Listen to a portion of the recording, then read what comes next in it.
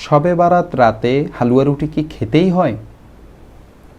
নবীজি কিংবা সাহাবিদের যুগে শবে বারাত বা লাইলাতুল নিসফি শাবানকে কেন্দ্র করে হালুয়া রুটি খাওয়া বা প্রতিবেশীদের মাঝে বিলানোর কোনো প্রচলন ছিল বলে হাদিসের মধ্যে পাওয়া যায় না।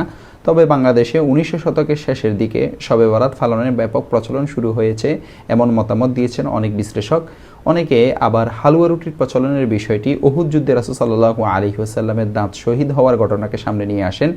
বলতে শোনা যায়, উহুদ যুদ্ধে যখন নবীজি সাল্লাল্লাহু আলাইহি ওয়াসাল্লামের দাঁত মোবারক শহীদ হয়েছিল, তখন কিছুদিন কোনো প্রকার শক্ত খাবার খেতে পারতেন না। সেই ঘটনার প্রতি সমবেদনা জানিয়ে এই দিনে হালুয়া রুটি খাওয়া হয়। আমরা সবাই জানি উহুদ যুদ্ধ শাবান মাসের 15 তারিখে হয়নি, তা হয়েছে শাওয়ালের 7 তারিখে।